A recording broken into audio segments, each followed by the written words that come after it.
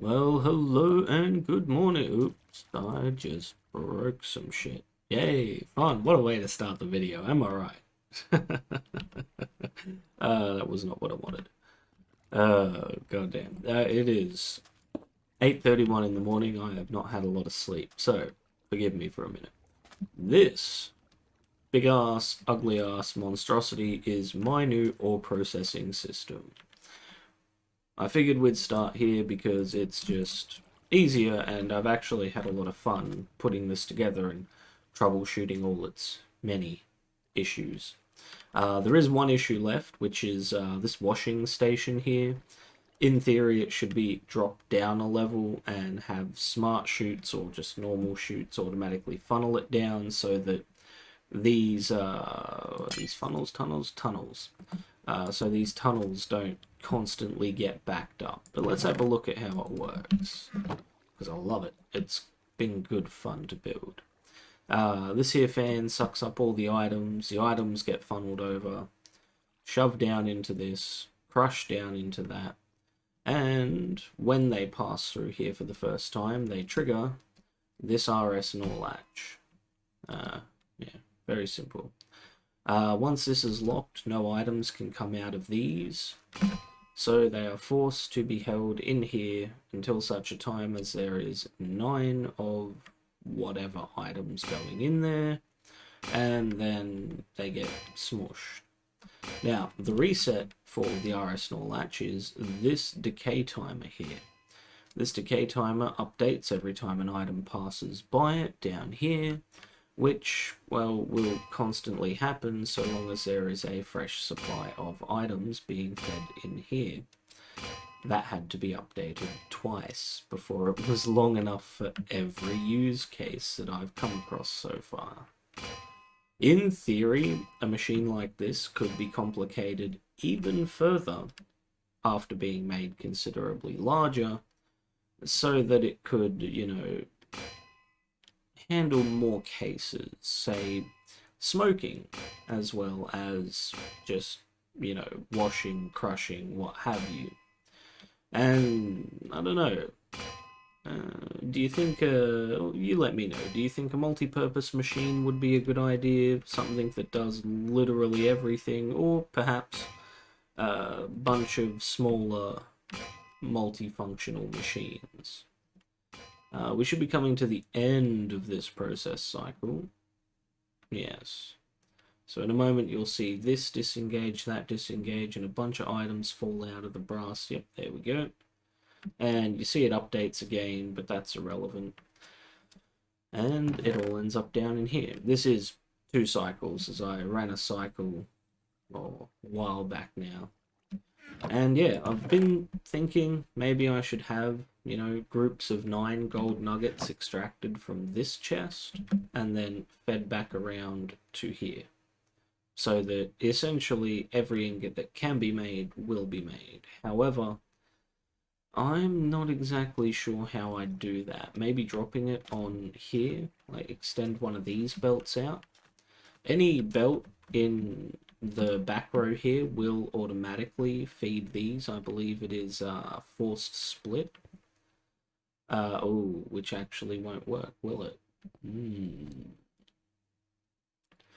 Maybe if I had a chute going into one of those. Leave it with me and I'll figure something out. But yeah, figured since I've had quite a bit of fun with this and am now going to move back to the survival world, I'd show this off and give you an idea of what I do in creative worlds. This is where I had the issue with the system. You can see that the timer works, and using the extended timers from the create mod, I could create an even larger clock system, something that doesn't just cycle every 2 seconds, but there's really no point when you only have one. And when I have more than one, I will implement something like this, but at the moment, I just see no need. I mean, it's running fine. In fact, it's running so good I can do one of these bad boys. Boop, boop, boop. And yeah, look at that.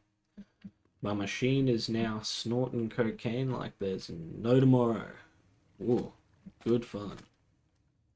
But yeah, that's what I've been working on this morning since I woke up at ungodly hours. Good fun, good fun. So yeah, I will see you back on the survival world. Okay, so here we are, back on the survival world, and while I was out on my lovely morning walk, I had a brilliant idea.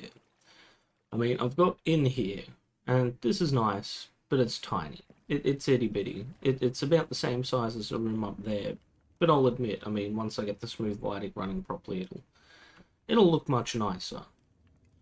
But what I can do is embed the machine I showed you just before in the floor. I was thinking about it, and I think it might be nice to be able to look down upon the machine rather than looking at it from the side. See, the thing is, it's going to take a lot of digging to get that done, and I don't like that idea. So I'm going to have to plan out how big I want to make this. I'm also going to go ahead and make up some, oh, hang on a sec. Cat, would you get down? I'm trying to record here, my dude. Come here. Oh, no. Come on. Sorry about that slight interruption. My lovely cat just decided to jump up on my bloody keyboard. Or at least in the area where my keyboard was. Now, as I was saying, I want to dig out an area. In fact, all of my machines, or at least the larger multi-purpose ones, or the larger, many block processing ones, I would like to be embedded underground. Say we have this pathway leading down, and then off to each side is going to be a small room embedded underground.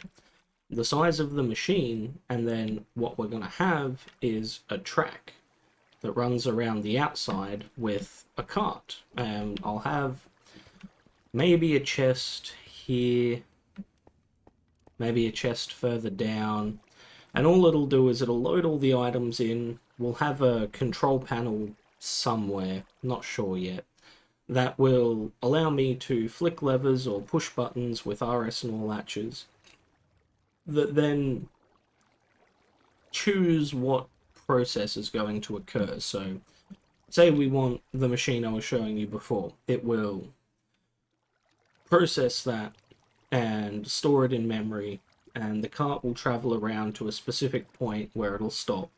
It'll then unload its contents into that machine and go on from there. Oh, hello. Huh. That's the basic idea of it. It's probably going to take a while to get going, and I'm going to start digging it out now, while also maybe going and doing a bit of mining. So we'll see how that goes today. Okay, at the moment, what we're going to do is a bit of chisel and bits. We can go quarter size. 1, 2, 3. 1, 2, 3. 1, 2, 3. Now, I need to completely demolish one of these bad boys. You see, we need it for its goodies. It's going inside. 1 1/4. Boop, boop, boop, boop, boop, boop, boop, boop. There we go. Alright, now, we expand this out to 1/4 cube size, and boop, boop, boop, boop, boop, boop, boop, boop. Oh. Hey, hold up. Is that not working anymore? So, let's, put a roof on this and... Oh, pick it up. We'll take it down here. Oh, wow. They are invisible currently. I don't like that. I don't like that at all.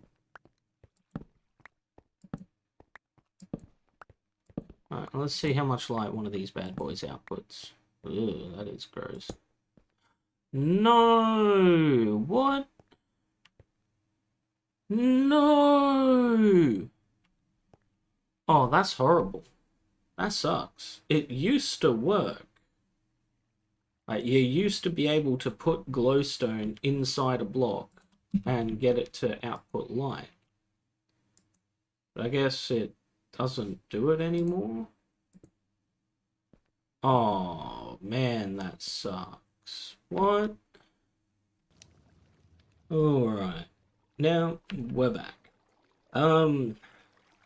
Seems I have gotten the Chisel and Bit systems working. That actually breaks. Oh, wow. Holy crap. Unfortunately, my shitty processor doesn't like running without Optifine, and that is the reason that Chisel and Bits wasn't working before. Something about Optifine prevents it from doing its thing. Not good. Not good at all. Yeah, I decided to reposition this room as well, because when I put it down that way, it kind of connected to my elevator. Wow, that sucks. So yeah, like I've got lovely Chisel and Bits blocks now, but unfortunately my system's struggling to keep up. I'm gonna tweak the graphics a bit and see what I can do about that. I might just have to turn it down a little and get a new processor. I was hoping I could wait. I've got stuff I want to spend my money on before that, but apparently not. I suppose it's about time anyway, as I've been running out of processing power quite a bit lately, so... Ooh, shoot. Yep. Yeah. Just figured I'd give you all a nice little update, let you know how it's going. I'm gonna continue digging this out and see how we go. Okay, so we're back here in the creative world. Down there you can see my feeble attempt at getting a mixer up and running. I'm actually going to take what I'm learning about these fun systems and employ that down there, but for now what we have is boop and boop. This allows for my fun little loady unloady, loady unloading machine here to do its job. And it will be an unloading machine as well, because I'll be using these fun things. If we right click that, it goes into my inventory. Right, so the idea is when I hit a button up in the control room, it will set this. Like when this is, ready to be used, it'll be here. And it'll be waiting. So when I push a button, it sends a signal to here, which then sets it to receive. So when this minecart comes by, these two line up and in go the goodies. So that should be good fun. Let's destroy this while I'm at it. Gotta love the duplication. So any resources in there get shoved down into this, processed through here, and when it's done, I'm going to have the cart sit, or it'll sit and wait here while it's doing its thing. And then when this triggers, I guess that'll be the trigger, it will trigger this, which will send the cart along. Now, there's going to need to be a couple of different redstone lines, because if this machine isn't selected, this will need to remain on so that the cart can come straight down by it and not be an issue. It's becoming incredibly complicated, and I really don't like the way this looks, so I'm going to try and clean this up a little. I mean, it's the same thing here, but there's just unfortunately not much I can do about it. Like, there's nowhere I can do a diagonal for this. I was able to clean up over here a little by simply running this into these instead of having the thing over here, which allowed me to bring this in by one, but since I haven't been able to bring this in, it's not doing very well. I'm just trying to minimize the footprint of this the best I can currently, because it's a big chunky machine and I don't want it taking up too much space. As it is, I've already dug the hole 9 down, 9 back, 12 across, which was enough to fit this machine. Then it occurred I need circuitry and other systems to sit above that, so yeah, I'm back to the planning stage. Yay, fun. But I'm going to keep working on this, and I will bring you some updates as soon as I can. Okay, I've actually made some progress, and it didn't take me as long as I thought it would. I don't know, head was in a weird place. But as you can see, we've still got our two 90-degree turns here, good and functional. But I was able to power this off there. I, for whatever reason, forgot these have a attachment point on the front and the back, so you can take power from them or give power to them from either side. So yeah, we've just got two encased chain drives, 90 degrees opposed to one another, but still connected. And that's what's providing the power to this. Now, providing the redstone signal will most likely be done wirelessly from the control system. I will build RS NOR latches and other control circuits up top, which should be good fun. Of course, that'll all come a little later. I have a lot of stuff, like there's a lot of brass in this machine, and yeah, I've got to process the stuff first. Plus, I still got to make these, which means I've got to make more of the crafting tables. That's going to be good fun. I've been looking over this to see if maybe there's anywhere I can remove a couple of these vertical gearboxes. Anywhere where there's two vertical gearboxes can theoretically be removed, like here. But all I'd be doing is replacing it with chain drives. Like, it'd just be a chain drive across here that then converts 90 degrees like that one does. Because they're bonded, that's why this turns, but yeah.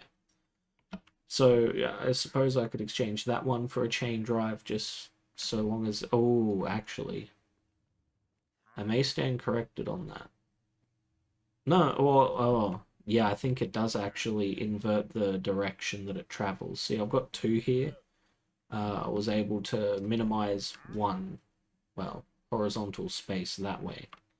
But I think because there's two of these set up this way, that it takes that and converts it right back, because that's powering the fan here.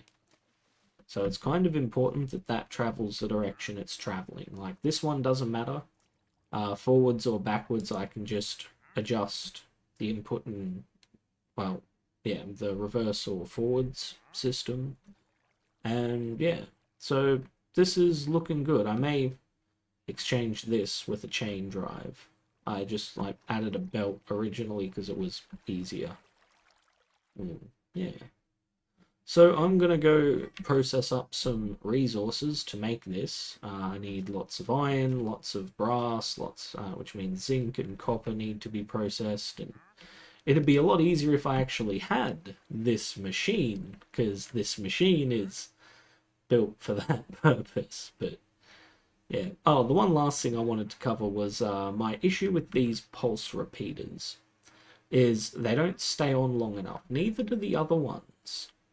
And, you know, I don't want the systems where it turns off, or where it turns on and then off, or off and then on for the exact same amount of time. So yeah, I had to put a repeater after this pulse repeater because it doesn't turn on long enough to change the position of the torch, which is a shame.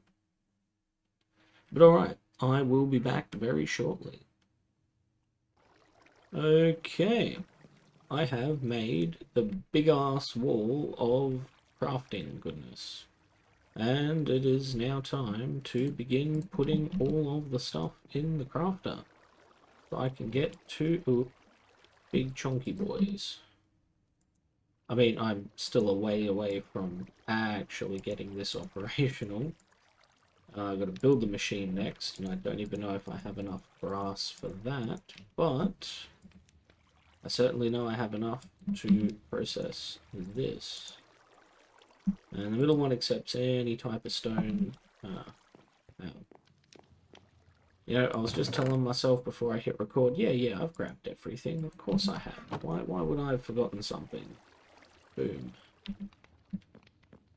Yeah, look at it go.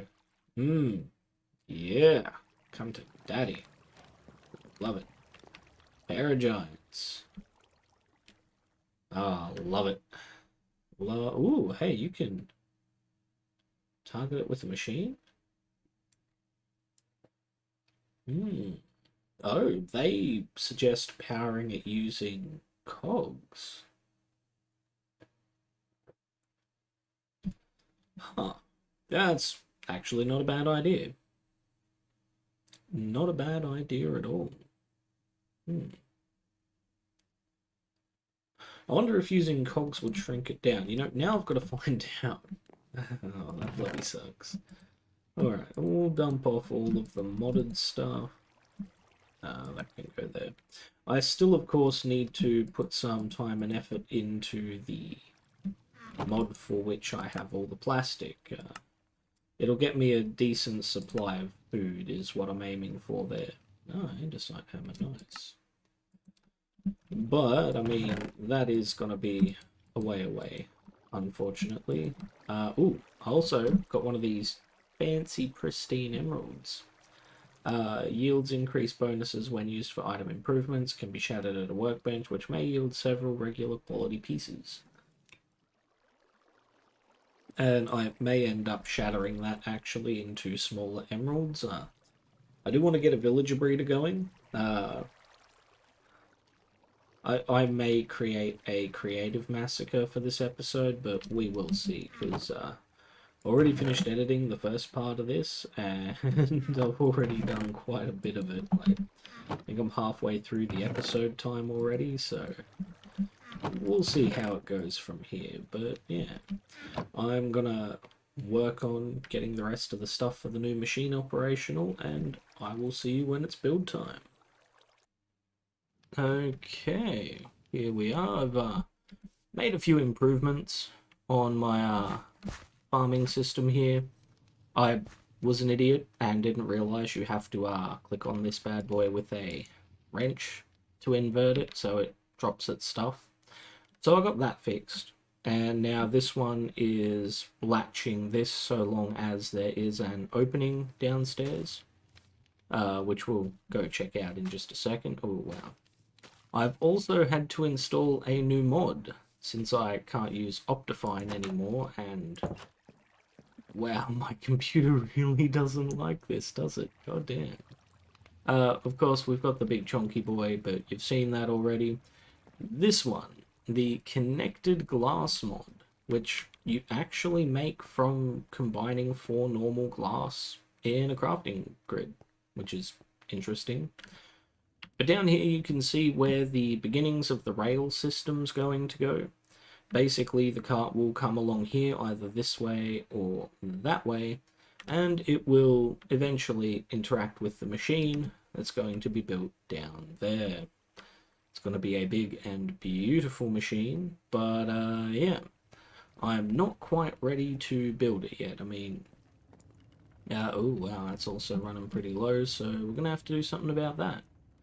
I'm also going to have to do something about all of this. I mean, those two could probably be replaced if I could find another location to grab some energy from. A lot of the issues and the reasons why I have multiple gearboxes like that, it's because of the weird way you tap energy in Create. Like, you need a directional energy source that's actually usable. But yeah, for the most part, my systems are all operational, up and running. Slowly getting through it. I was looking at processors before and trying to decide between a Ryzen 5600 and a 3700X. Don't know, 6 or 8 cores.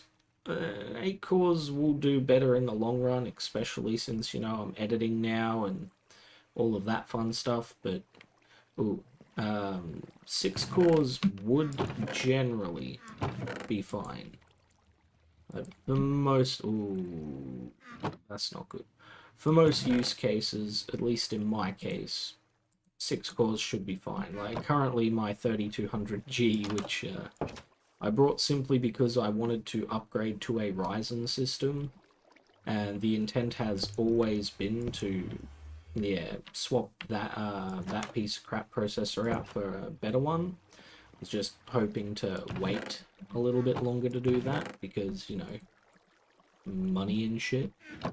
But yeah, for the moment, I'm able to do this. The game seems a little more stuttery in this instance, and I'll see what I can do about improving a lot of its functionality. Back here.